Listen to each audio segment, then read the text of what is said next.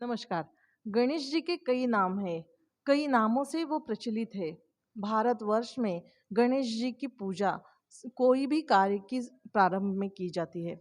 तो गणेश जी का पहला जो नाम है वक्रतुंड, उसकी क्या महिमा है वो आज हम जानेंगे। हमारे साथ है आशुतोष दामले जी। उनसे हम जानेंगे कि गणेश जी का पहला नाम वक्रतुंड, उसकी क्या महिमा है। आशुतोष जी नमस्कार। और गणेश जी का पहला नाम वक्रतुंड, उसके बारे में आप क्या बताएंगे। वक्रतुंड महाकाय सूर्यकोटि समप्रभ निर्विघ्नं कुरु मे देव सर्वकार्येषु सर्वदा। ये गणेश जी की जो स्तुति है, उस स्तुति में हमें ज्ञात होता है कि गणेश जी का वक्रतुंड ये भी एक नाम है। गणेश जी का ये वक्रतुंड नाम कैसे प्राप्त हुआ, उनको किस वजह से वक्रतुंड ये नाम प्राप्त हुआ, इसके पीछे क्या वजह है, ये थोड़ा सा हम जान लेंगे। गणेश जी का वक्रतुंड ये नाम हमें कई पुराणों में हमें प्राप्त होता है। जैसे मुद्गल पुराण, गणेश पुराण में इनका ये नाम प्राप्त होता है। इसके पीछे एक कथा है, हम ये थोड़ा जान लेंगे। जब सिंदूरासुर नाम का ये असुर ये बहुत प्रबल हुआ था, वो देवों को भी पराजित कर रहा था। हमारे जो ऋषिगण थे उन सभी ऋषिगण को भी वो त्रस्त कर रहा था। तो ये सभी ऋषिगण जो यज्ञ यागादि करते थे, वो भगवान विष्णु के समीप गए और उनसे प्रार्थना की कि हे विष्णु भगवान, हमें इस सिंदूरासुर से मुक्ति कर दीजिए, हमें उनसे छुटकारा पा दीजिए।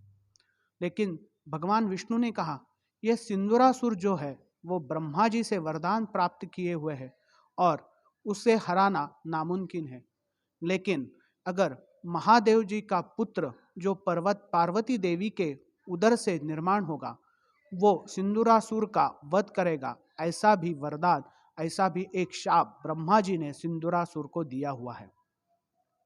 इसी शाप के कारण अगर आप महादेव जी को प्रार्थना करेंगे कि आप अगर पुत्र प्राप्ति के लिए प्रयास करें, तो पार्वती जी के गर्भ से मैं स्वयं उन जन्म लूंगा और उसी सिंदूरासुर का मैं वध करूंगा। ऐसे विष्णु जी ने सभी ऋषिगणों को, सभी भक्तगणों को अभिवचन किया।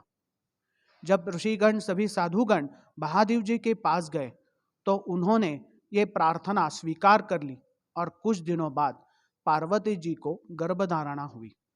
लेकिन जब सिंदूरासुर को ये बात पता चली कि मेरा वध करने के लिए पार्वती देवी के गर्भ में मेरा वधकर्ता जो है वो पल रहा है, तो उसने अपनी मायावी रूप से, अपनी मायावी ताकत से पार्वती जी के गर्भ में प्रवेश किया और अपनी तंत्र शक्ति से, मंत्र शक्ति से उसने उस बालक का, उस गर्भ का सिर अपने धड़ से अलग कर दिया।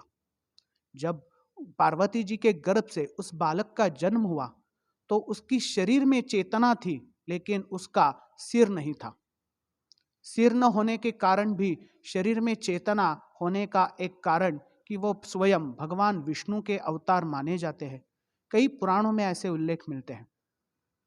तो पार्वती जी को थोड़ी चिंता होने लगी कि मेरे बालक का तो शरीर है, लेकिन उसका सिर नहीं। इसी विचित्र अवस्था में वो दुखित हो गई। वो भगवान महादेव से बोलने लगी कि मेरे शरीर, बेटे में जो चेतना है, उसके शरीर में चेतना है, लेकिन उसका सिर नहीं है। तो इस विचित्र अवस्था में हम उसका पालन पोषण कैसे करेंगे। इनके मन के चिंता उन्हें बहुत सताती रही। लेकिन महादेव जी ने अपने वीरभद्र नामक जो उनका गण है, उनका जो रक्षण करता है, उनका जो एक क्या बोलते हैं को गण है, उसी गण को आज्ञा दी कि जो पृथ्वी तल पे जाके जो दक्षिण की ओर जिसने पैर करके जो सोया है, उसका सिर कलम करके लेके आओ। उसका सिर का स्थापना, उसके सिर का जुड़ाव मैं अपने पुत्र के सिर की जगह पे करूंगा। हमें ज्ञात होगा कि जो दक्षिण दिशा में हम कब पैर करके सोते हैं, जब हमारा महानिर्वाण का समय रहता है, उस समय हमारे पैर दक्षिण की ओर रहते हैं। जब वीरभद्र और उनके गण पृथ्वी पे आए, तो वो बहुत उन्होंने ढूंढा, लेकिन दक्षिण की तरफ पैर करके कोई आदमी, कोई जानवर उन्हें मिला नहीं। वो हताश होकर वापस लौट रहे थे, तभी एक जंगल में उन्हें ऐसा दिखा कि एक गज, एक हाथी दक्षिण की ओर अधेड़ उम्र का एक हाथी दक्षिण की ओर पैर करके सोया हुआ है। तो वो मौका देख के उन्होंने उसका सिर कलम करके वो कैलाश पे आए। तब उन्हें पता चला कि पार्वती जी भी अभी भी खफा है। क्यों? क्योंकि मानव देह उस बालक का देह जो है मानव का है और उसका सिर गज का। इस विचित्र अवस्था में वो द्विधा मनी स्थिति में थी और वो ऐसे भी दुखित थी कि मेरे पुत्र का सिर गज का है। इसी विचित्र उसकी जो रूपरेखा है, सभी लोग उस पर हंसेंगे। इस चिंता में वो बहुत दुखी थी। वो दुखद स्वरूप देखकर महादेव जी बोले, आप चिंता मत कीजिए, मैं अपने बालक को वरदान दूंगा कि ये बालक सभी का विद्या दाता रहेगा। ये सभी 64 विद्या और 64 कला और 14 विद्याओं का वो अधिपति रहेगा।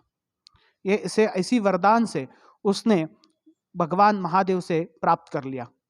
जब गज का हाथी का सिर उस शरीर पे, बालक के शरीर पे लगाया गया, तो नए चेतना से, नए जोश से उस बालक का जन्म हुआ।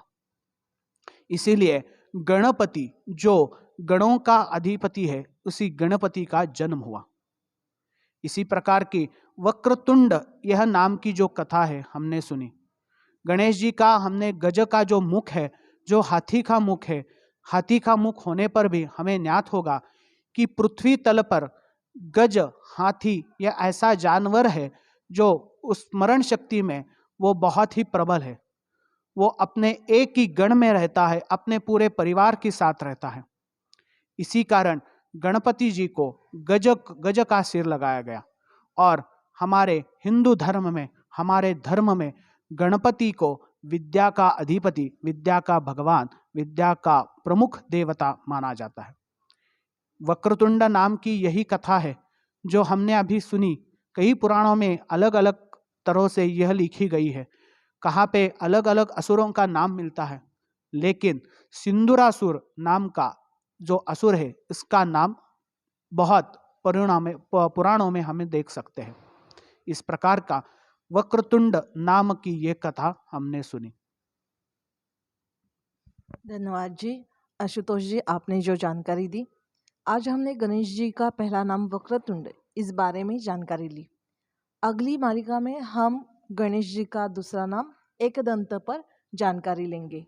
तब तक इजाजत दीजिए। प्रतीक्षा पारखी, ATV भारत, पुणे।